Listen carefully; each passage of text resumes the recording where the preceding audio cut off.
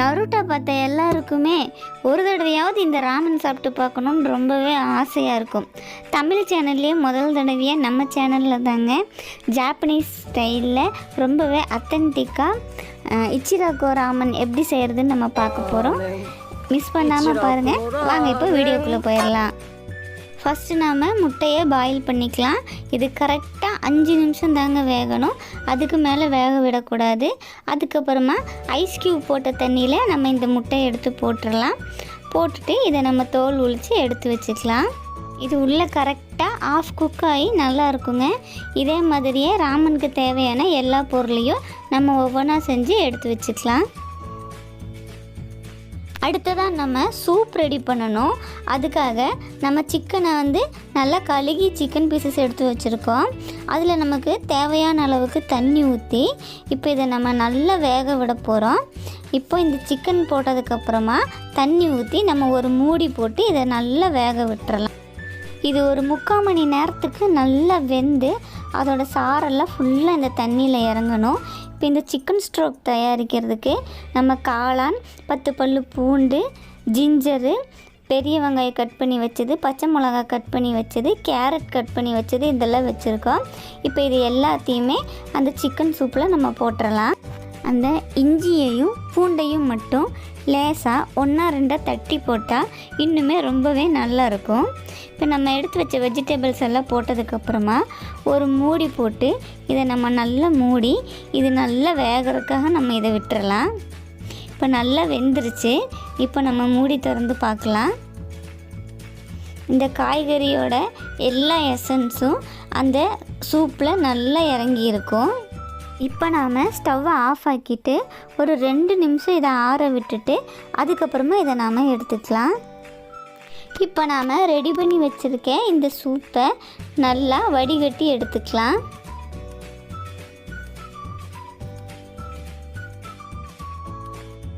இந்த வடிகட்டின சூப்பில் அந்த மிச்சம் இருக்கிற அந்த வெஜிடபிள்ஸ் எல்லாம் எடுத்து போட்டு நல்லா ஸ்மாஷ் பண்ணி அதோட ஜூஸ் கொஞ்சம் கூட மிச்சம் இல்லாமல் அதுவும் ஃபுல்லாக இறங்குற மாதிரி நம்ம எடுத்துக்கலாம். இப்போ நம்மளுடைய சிக்கன் ஸ்ட்ரோக் ரெடி ஆயிடுச்சு. அடுத்ததாக ஒரு பவுலில் கொஞ்சம் சோயா சாஸ் எடுத்துக்கலாம். இது கூடவே ஒரு ஸ்பூன் வினிகர் சேர்த்துக்கலாம். இது கூடவே ஒரு ஸ்பூன் லெமன் ஜூஸ் சேர்த்துக்கலாம். இப்போ 1 ஸ்பூன் அளவுக்கு ப்ரௌன் சுகர் சேர்த்துக்கலாம். அடுத்ததாக நம்ம 1/2 ஸ்பூன் அளவுக்கு அஜினமோட்டோ சேர்த்துக்கலாம். இது கூடவே தேவையான அளவு உப்பு சேர்த்துக்கலாம். இது கூடவே பெப்பர் நம்ம 1/2 ஸ்பூன் அளவுக்கு சேர்த்துக்கலாம். இது கூடவே கொஞ்சமாக சில்லி சாஸ் சேர்த்துக்கலாம்.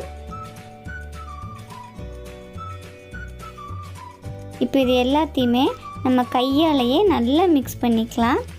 நம்ம போட்டிருந்த இந்த ப்ரௌன் சுகர் அடியில் நிற்கும், அதனால நம்ம கையை விட்டு இது நம்ம நல்லா கலக்கி மிக்ஸ் பண்ணி எடுத்துக்கலாம். அடுத்ததாக நம்ம போன்லெஸ் சிக்கன் நல்லா க்ளீன் பண்ணி இந்த மாதிரி பீசஸாக கட் பண்ணி எடுத்துருக்கோம். நம்ம ரெடி பண்ணி வச்சுருக்க இந்த சிக்கன் பீசஸை நம்ம மிக்ஸ் பண்ணி வச்சுருக்க இந்த மிக்சிங்கில் கொஞ்சம் கொஞ்சமாக போட்டு ஊற வச்சுக்கலாம். இப்போ நாம் எடுத்து வச்சுருந்த எல்லா சிக்கன் பீசஸையும் இதில் போட்டாச்சு. இதை நம்ம நல்லா கையாலேயே நல்லா மிக்ஸ் பண்ணி இந்த சிக்கனோட எல்லா பக்கமும் படுற மாதிரி மிக்ஸ் பண்ணி ஒரு மூடி போட்டு ஒரு 1/2 அன் ஹவருக்கு இது ஊறுற மாதிரி நம்ம மூடி வச்சிடலாம். அடுத்ததாக நம்ம ஸ்டவ்வில் ஒரு ஃப்ரை பேன் வச்சுக்கலாம். அதில் கொஞ்சமாக ஆயில் சேர்த்துக்கலாம். இப்போ நம்ம ஊற வச்சுருந்த அந்த சிக்கனை நல்லா ஃப்ரை பண்ணி எடுத்துக்கலாம். இதுக்கு அதிகமாக எண்ணெய் ஊற்ற வேண்டாம், 1 ஸ்பூன் ஊற்றினாலே போதும்.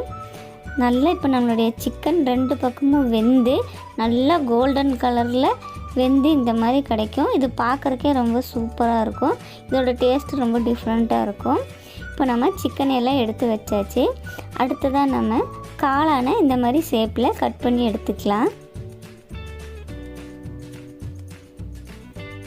இப்போ நம்ம ஏற்கனவே சிக்கன் ஃப்ரை பண்ண அதே ஃப்ரை பேன்லேயே நம்ம கட் பண்ணி வச்சுருக்க இந்த காளானையும் சேர்த்துக்கலாம். இது கூடவே கொஞ்சம் லைட்டாக உப்பும் கொஞ்சம் பெப்பரும் சேர்த்துக்கலாம். இப்போ இதையும் கொஞ்சம் நம்ம லேசாக நல்லா வதக்கி எடுத்துக்கலாம்.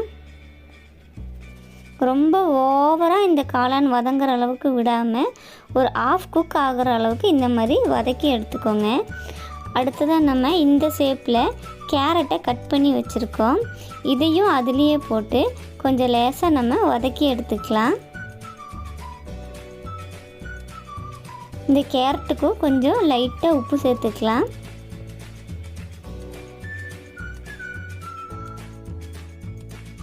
இது ரொம்ப குக் ஆக வேண்டாம்.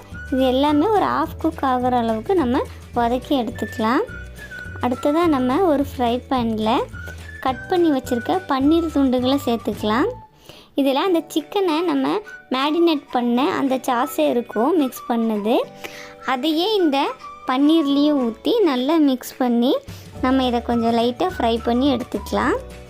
இதுக்கு எதுக்குமே ஆயில் நிறைய ஊற்ற வேண்டாம். அந்த சாஸ் ஃபுல்லாக இந்த பன்னீரில் நல்லா கோட்டிங் ஆகி இந்த அளவுக்கு நல்லா ஃப்ரை ஆகி கிடச்சிருச்சு.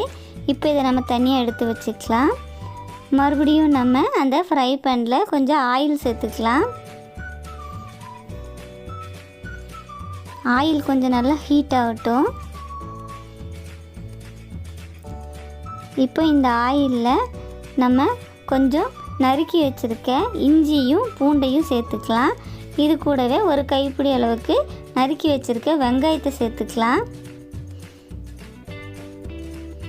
இப்போ இது கொஞ்சம் நல்லா இந்த எண்ணெயில் வதங்கட்டும். இது நல்லா வதங்கிருச்சு. இப்போ இது கூட நம்ம சில்லி ஃப்ளேக்ஸ் சேர்த்துக்கலாம். ஒரு 2 ஸ்பூன் அளவுக்கு நம்ம சில்லி ஃப்ளேக்ஸ் சேர்த்துக்கலாம். இப்போ இது எல்லாத்தையும் நம்ம நல்லா மிக்ஸ் பண்ணி விட்டுடலாம். இது அந்த ராமனுக்கு தேவையான ஆயில் தயாரிக்கிறோம் நம்ம. இப்போ இது நல்லா ஃப்ரை ஆகி இந்த ஆயிலோட கலர் அப்படி சேஞ்ச் ஆகும். சேஞ்ச் ஆனதும் இப்போ இதை நம்ம எடுத்துக்கலாம். எடுத்து இதை நல்லா வடிகட்டி எடுத்து வச்சுக்கலாம். இதோட ஃப்ளேவர் ஸ்மெல்லு ஃபுல்லாக அந்த ஆயிலில் இறங்கியிருக்கும். நமக்கு இந்த ஆயில் மட்டும்தான் இப்போ தேவை. அதனால் இப்போ நம்ம இதை வடிகட்டி எடுத்துக்கலாம். இப்போ ராமனுக்கு தேவையான ஆயில் நமக்கு ரெடி ஆயிடுச்சு. இதில் நம்ம 1 ஸ்பூன் அளவுக்கு சில்லி ஃப்ளேக்ஸ் சேர்த்து நல்லா மிக்ஸ் பண்ணி விட்டுறலாம். அடுத்ததாக நம்ம நூடுல்ஸ் செய்யணும். அதுக்காக ஒரு பாத்திரத்தில் தண்ணி வச்சு உப்பு சேர்த்து அந்த தண்ணி நல்லா கொதிக்க விட்டுறலாம்.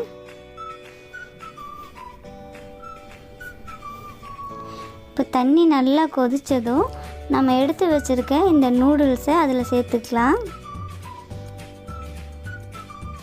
இப்போ இந்த நூடுல்ஸ் ஃபுல்லாக அந்த தண்ணியில் நல்லா முங்குற அளவுக்கு போட்டுடலாம். இந்த நூடுல்ஸ் ரொம்ப வேகக்கூடாது. ஓரளவுக்கு கிள்ளு பதம் இருக்கும்போது கொஞ்சம் பார்த்து வடிக்கணும். நீங்கள் கொலைய விட்டுட்டிங்கன்னா இது நல்லா இருக்காது. பாருங்கள், நம்ம நூடுல்ஸ் எடுத்தால் இந்த அளவுக்கு நீட்டாக வரணும். இந்த பக்குவத்தில் நம்ம நூடுல்ஸை தண்ணியிலேருந்து எடுத்துக்கலாம். ஒன்றோட ஒன்று ஒட்டாத மாதிரி இப்போ நம்ம எல்லா நூடுல்ஸையும் தண்ணியிலேருந்து வடித்து சுத்தமாக எடுத்து வச்சாச்சு. அடுத்ததாக ஒரு பவுலில் ஒரு 4 ஸ்பூன் அளவுக்கு சோயா சாஸ் சேர்த்துக்கலாம்.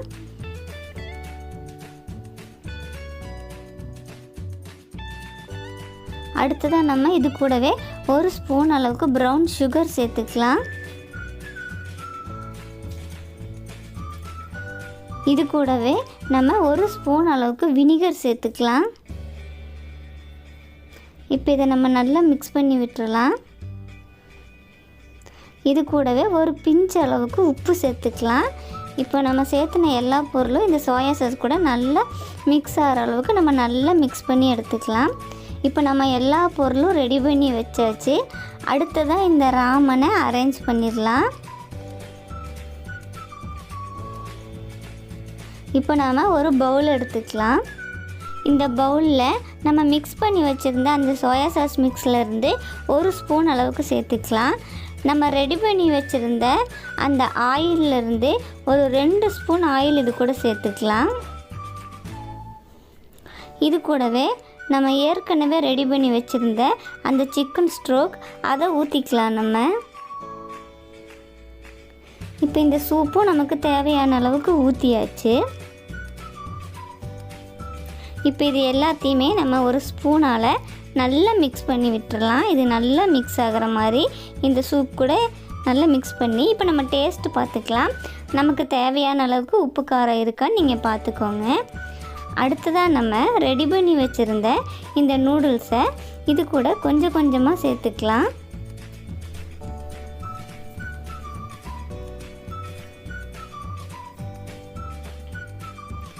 நம்ம எடுத்து வச்சுருக்க இந்த சூப்பில் முங்குற அளவுக்கு நமக்கு தேவையான அளவுக்கு இந்த நூடுல்ஸ் சேர்த்துக்கலாம். சேர்த்து இதை நல்லா நீங்கள் மிக்ஸ் பண்ணி விடுங்க. கரெக்டாக அந்த சூப்பில் இந்த நூடுல்ஸ் ஊறுற மாதிரி இந்த பக்கமும் அந்த பக்கமாக கொஞ்சம் நல்லா மிக்ஸ் பண்ணி விட்டுறலாம். அடுத்ததாக நம்ம ரெடி பண்ணி வச்சுருக்க சிக்கன் பீசஸை இது மேலே வச்சுக்கலாம்.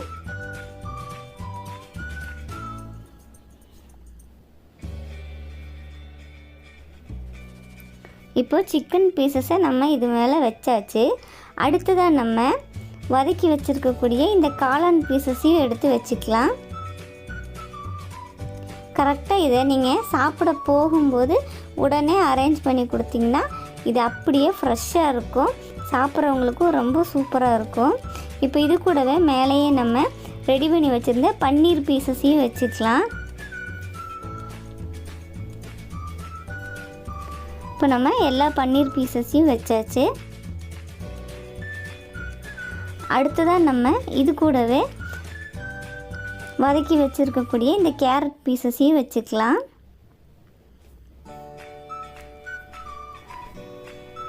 அடுத்ததாக நம்ம கட் பண்ணி வச்சுருக்கக்கூடிய இந்த கொத்தமல்லி இலைகளை வச்சுக்கலாம்.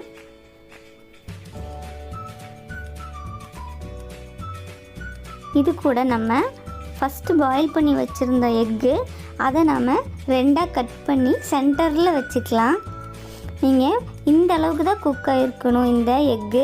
அப்போ தான் இது சூப்பராக இருக்கும். இந்த ராமனுக்கு இது இப்படி இருந்தால் தான் நல்லாயிருக்கும். இப்போது நம்மளோட ஜாப்பனீஸ் ஸ்டைலில் அத்தன்டிக்கான சூப்பரான இச்சிகோ ராமன் ரெடி ஆயிடுச்சு.